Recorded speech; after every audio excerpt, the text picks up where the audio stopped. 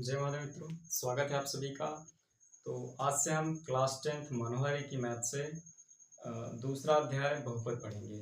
तो अध्याय में जो सवाल हैं उनको सीखने से पहले हम बहुपद को समझते हैं, बहुपद की परिभाषा को अच्छे से जानते हैं, उसके प्रकारों को जानते हैं, फिर उसके बाद बहुपद की प्रश्नावली पर और उनके सवालों को हल करते हैं। तो आइए हम सीखें और जानें कि बहुपद क्या होता है। तो ये हम क्लास 10th के लेवल का सीख रहे हैं, क्लास 10th मैथ, मनोहरी की मैथ से हम पढ़ रहे हैं। उसमें दूसरा अध्याय क्या है? अध्याय 2 बहुपद है, बहुपद। ठीक है, तो आज हम बहुपद के बारे में बेहतरीन ढंग से सीखेंगे। बहुपद, उनके प्रकार, उनकी परिभाषा, उनके उदाहरण, सब कुछ। तो बहुपद क्या होता है?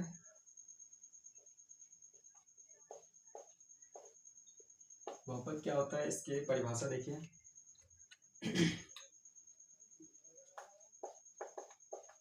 ऐसा बीजीय व्यंजक,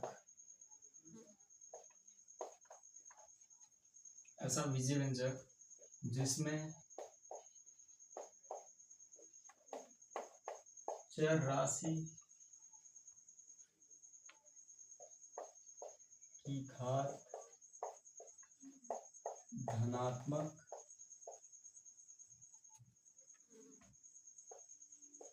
पूर्णांक या पूर्ण संख्या हो, बहुपद कहलाता है।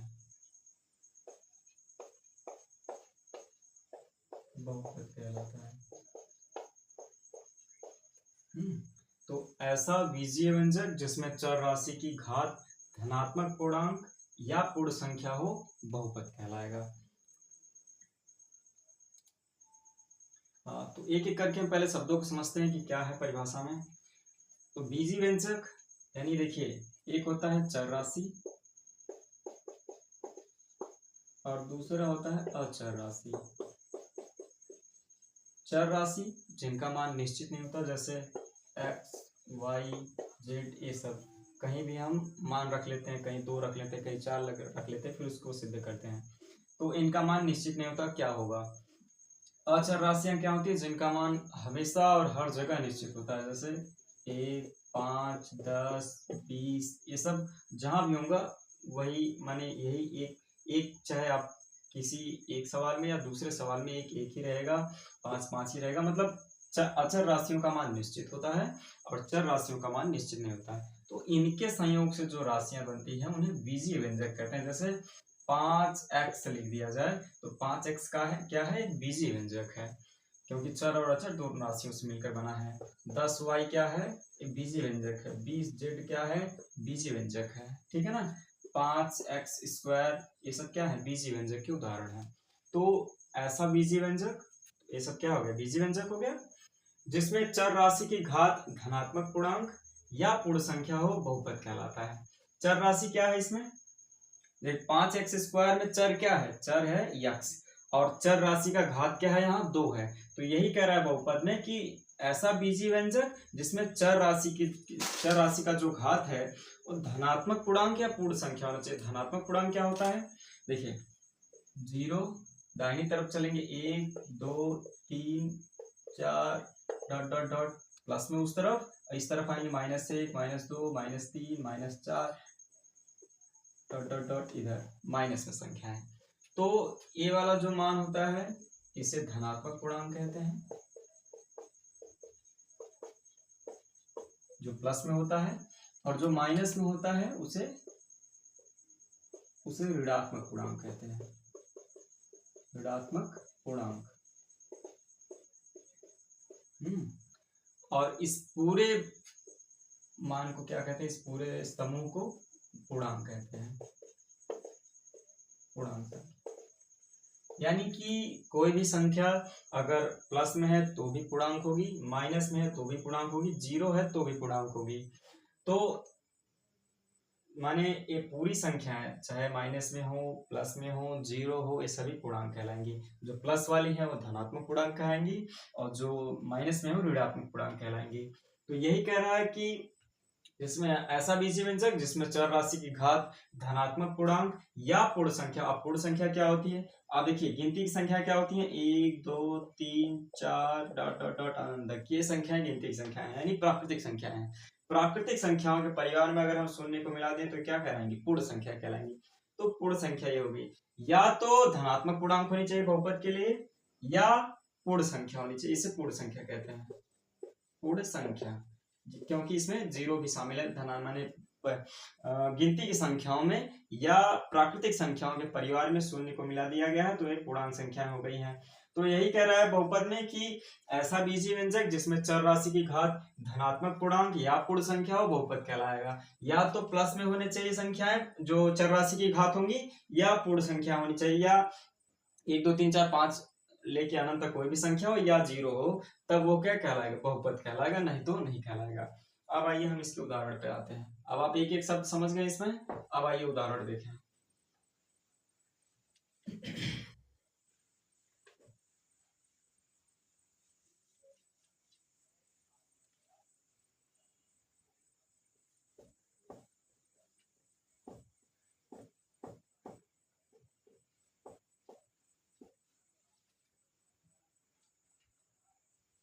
उदाहरण देखिए, एग्जाम्पल, इसका एग्जाम्पल क्या होगा, 5x क्यूब चर राशि की घात। बस इसमें आपको ध्यान इतना देना है कि जो चर राशि है उसकी घात धनात्मक पूर्णांक या पूर्ण संख्या होनी चाहिए, इसके अलावा कुछ अगर रहेगा तो बहुपद कभी नहीं हो सकता।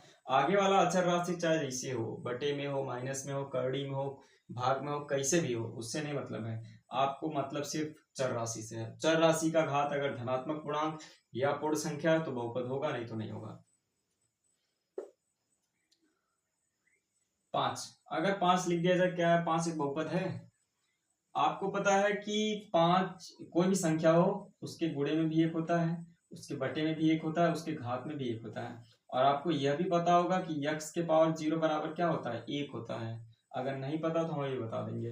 तो हम इस 1 के जगह क्या लिख सकते हैं, यहाँ x के पावर 0 लिख सकते हैं क्योंकि दोनों मान बराबर है। तो यहाँ हम अगर x के पावर 0 लिख दें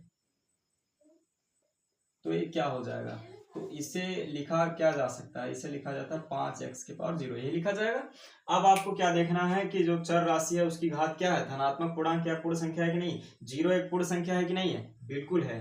तो 5x के पावर 0 क्या होगा, एक बहुपद होगा। या 5 भी अगर आप इसको हटा दें तो 5 क्या है, एक बहुपद है। कोई भी चर राशि क्या है, एक बहुपद है, क्योंकि उसमें चर राशि सम्मिलित है। और क्या आप बताइए 1/x बहुपद होगा? आप इसको सरल करके देखिए तो जब एक यक्स ऊपर जाएगा तो यहाँ तो प्लस में है, इसके घात में कितना है, 1 है, प्लस में है। और जब ऊपर जाएगा तो क्या लिखा जाएगा, यक्स के पावर -1। अब बताइए क्या इस चर राशि का घात जो है धनात्मक पूर्णांक या पूर्ण संख्या है, नहीं है, यह एक ऋणात्मक पूर्णांक है, इसलिए यह क्या है, बहुपद नहीं है। यह क्या है, बहुपद नहीं है। ठीक है ना। तो आपको बस ध्यान देना है कि चर राशि क्या है, चर राशि की घात कैसी है, धनात्मक पूर्णांक है या पूर्ण संख्या है कि नहीं है। अगर है तो बहुपद है, अगर नहीं है तो बहुपद नहीं है। ठीक है।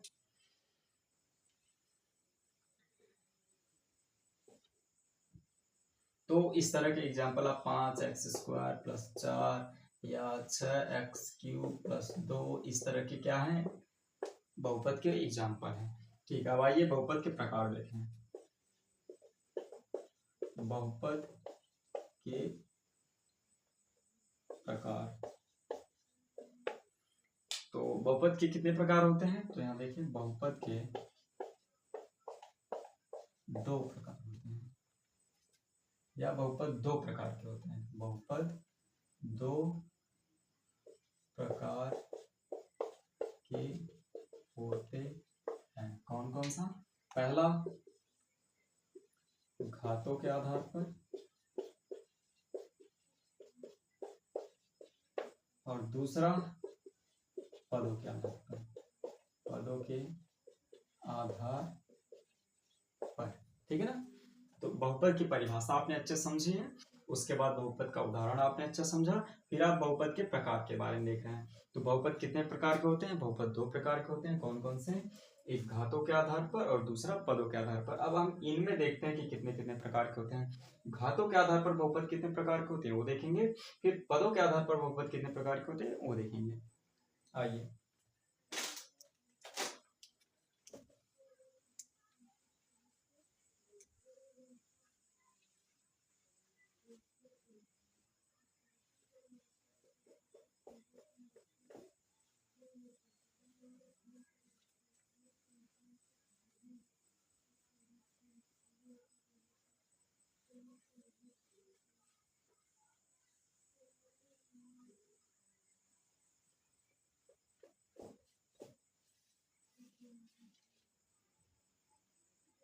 तो हम पहला वाला देख रहे हैं घातों के आधार पर।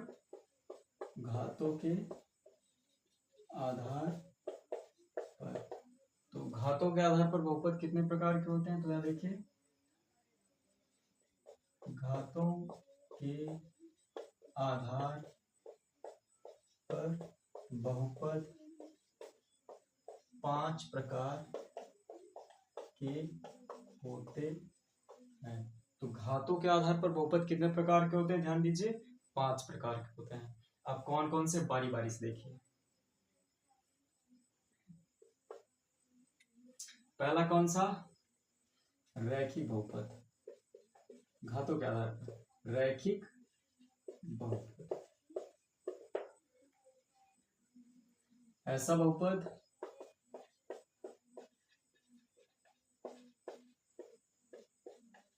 जिसमें चर राशि की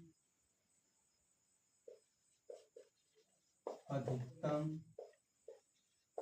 घात, ऐसा बहुपद जिसमें चर राशि की अधिकतम घात एक हो, रैखिक बहुपद कहलाता है। रैखिक बहुपद कहलाता है। रैखिक बहुपद किसे कहते हैं? ऐसा बहुपद जिसमें चर राशि की अधिकतम घात कितनी होनी चाहिए? 1 होनी चाहिए, तो वो रैखिक बहुपद होगा। जैसे उदाहरण देखिए, 2x, इसमें चर राशि क्या है? x है। x का घात कितना है? 1 है। एक घात लिखा नहीं जाता लेकिन होता है 1, ठीक है ना। तो यहाँ चर राशि की घात कितनी है? 1 है। इसका मतलब यह एक रैखिक बहुपद है। 5x + 2, ये बताइए रैखिक बहुपद है कि नहीं? बिल्कुल है, क्योंकि x का घात कितना है? x एक चर राशि है और इस चर राशि की अधिकतम घात कितनी है? 1 है। इसका मतलब ये एक रैखिक बहुपद है, ठीक है। अगला ये देखें, दूसरा है द्विघात बहुपद। द्विघात बहुपद, तो ऐसा बहुपद जिसमें चर राशि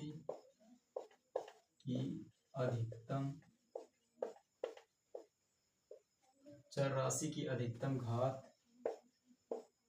2 हो, द्विघात बहुपद कहलाता है। तो द्विघात बहुपद परिभाषा क्या है? ऐसा बहुपद जिसमें चर राशि की अधिकतम घात 2 हो, द्विघात बहुपद कहलाएगा, यह कहलाता है, ठीक है। एग्जाम्पल देख लेते हैं इसका भी। 2x² + 5x, इसमें यह एक बहुपद है और इसमें जो चर राशि है x, इसकी अधिकतम घात कितनी है बताइए? अधिकतम घात से मतलब यहाँ ये है कि यहाँ ये वाला जो x है इसके घात में भी 1 है, तो इसके घात में 1 है और इसके घात में 2 है, तो अधिकतम घात किसकी हुई? अधिकतम घात इसकी हुई, यानी जो जिसकी घात अधिकतम होगी बहुपद में वही बहुपद का घात माना जाता है। तो यहाँ पर देखिए, जो इस चर राशि में अधिकतम घात कितनी है? इस बहुपद में चर राशि की अधिकतम घात कितनी है? 2 है। तो यह एक द्विघात बहुपद का एग्जाम्पल है। या 5x², यह भी एक द्विघात बहुपद है। 6x² + 6x, ये भी एक द्विघात बहुपद है, ठीक है। तीसरा देखते हैं, त्रिघात बहुपद, त्रिघात बहुपद। तो ऐसा बहुपद जिसमें चर राशि की अधिकतम घात 3 हो, त्रिघात बहुपद, त्रिघात बहुपद कहलाता। तो त्रिघात बहुपद का बहुपद परिभाषा क्या हुई? ऐसा बहुपद जिसमें चर राशि की अधिकतम घात 3 हो, त्रिघात बहुपद कहलाता है। ठीक है, तो इसका एग्जांपल देखते हैं।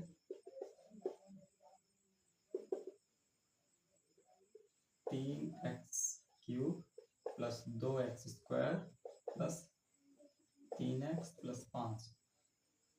यह देखिए, ये पूरा एक बहुपद है और इस बहुपद की अधिकतम घात कितनी है? देखिए यहाँ पर x की घात 0 है और यहाँ पर कुछ नहीं लिखा, मतलब x की घात कितनी है? चर राशि की घात 0 है, यहाँ पर 1 है, यहाँ पर 2 है, यहाँ पर 3 है।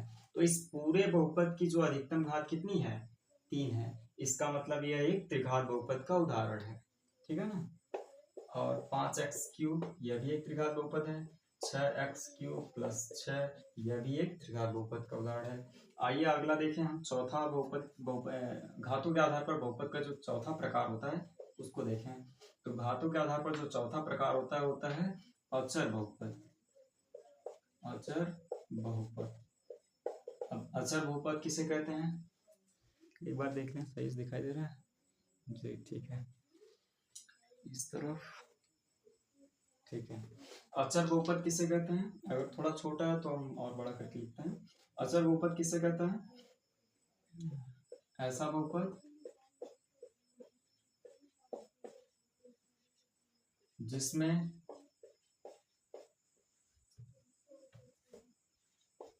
चर राशि की अधिकतम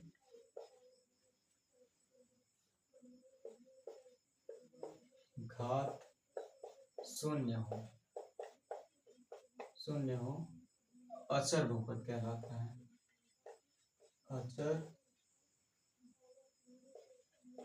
बहुपद कहलाता है। ठीक है ना। तो अचर बहुपद किसे कहते हैं? जिसमें चर राशि की अधिकतम घात कितनी होनी चाहिए? शून्य होनी चाहिए। जैसे एग्जांपल 5x की पावर 0, यह एक क्या है? अचर बहुपद का उदाहरण है। या सिर्फ 6 लिख दिया जाए तो आप क्या 6 बहुपद है कि नहीं है? बिल्कुल बहुपद है, क्योंकि 6 गुणे 1 लिखा जा सकता है और 1 की जगह हम क्या लिख सकते हैं? x की पावर 0। इसका मतलब है कि 6 भी क्या है? अचर बहुपद का उदाहरण है। यानी कोई भी अचर संख्या अचर बहुपद का उदाहरण होती है। तो ये हो गया अचर बहुपद। अगला देखते हैं, चौथा प्रकार।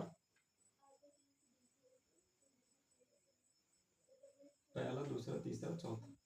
पहला, दूसरा, तीसरा, चौथा, एक पांचवा प्रकार है। घातों के आधार पर बहुपद 5 प्रकार के होते हैं। पांचवा प्रकार होता है शून्य बहुपद का। शून्य बहुपद, है ना। शून्य बहुपद किसे कहते हैं? ऐसा बहुपद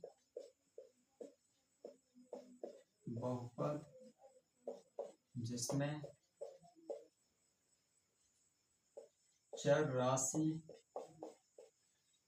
चर राशि के सभी गुणांक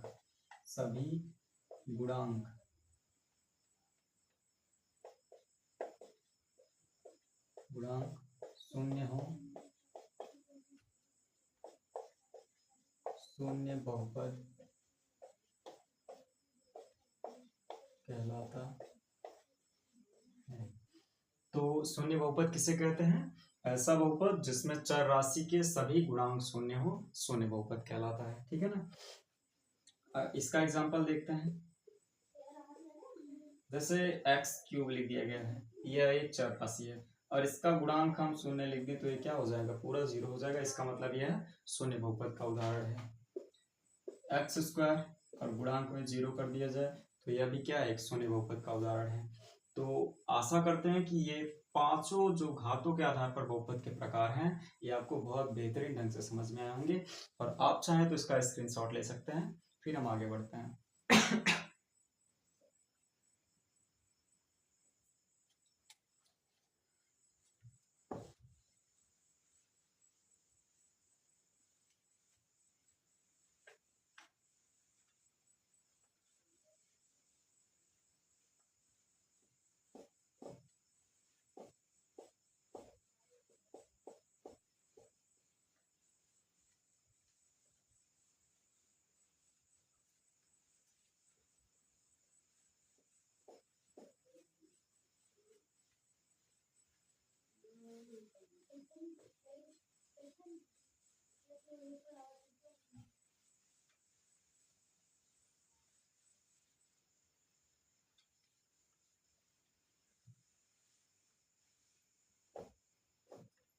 ये तो हो गया घातों के आधार पर, और दूसरा क्या था, पदों के आधार पर।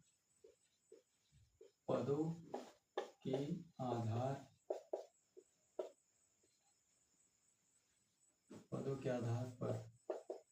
तो पदों के आधार पर बहुपद कितने प्रकार के होते हैं, यहाँ देखिए, पदों के आधार पर बहुपद 3 प्रकार के होते हैं। तो पदों के आधार पर बहुपद के कितने प्रकार होते हैं, 3 प्रकार होते हैं। आइए एक एक करके सीखते हैं।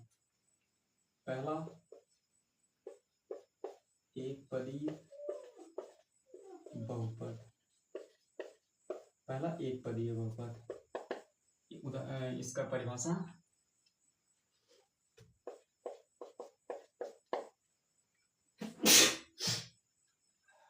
ऐसा बहुपद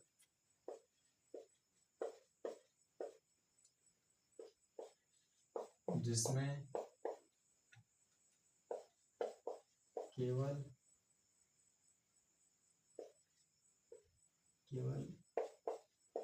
एक ही पद हो, एक पदी बहुपद कहलाता है। एक पदीय बहुपद कहलाता है। तो ऐसा बहुपद जिसमें केवल एक पद हो उसे एक पदी बहुपद कहा जाएगा। एग्जाम्पल में देखिए क्या होगा, 5x लिख दिया जाए तो इसमें कितने पद हैं, केवल एक पद है। और अगर 5 प्लस x लिखा जाए तो इसमें 2 पद हो जाएंगे। गुणा होता है तो संख्या एक ही हो जाती है, लेकिन जोड़ होता है तो संख्या अलग अलग रहती है अगर जुड़ नहीं रहा अच्छी तरह। देखिए x और 5 जुड़ेगा नहीं, यानी जोड़ के एक तो एक में लिखा नहीं जा सकता, ऐसे बीच में प्लस का चिन्ह देख लिया लिखा जाएगा। तो इसका मतलब है एक पद तो ये हो गया, दूसरा पद ये हो गया, तो ये द्विपदी बहुपद का उदाहरण हो गया। तो हमें कितने कौन से पद का लिखना है, एक पदी बहुपद का। तो हम 6x² लिख सकते हैं या 5x³ लिख सकते हैं। ये सब एक पदी बहुपद के उदाहरण हैं, ठीक है। दूसरा, द्विपदी बहुपद। द्विपदीय बहुपद, तो इसमें भी वही ऐसा बहुपद जिसमें केवल 2 ही पद हो, द्विपदीय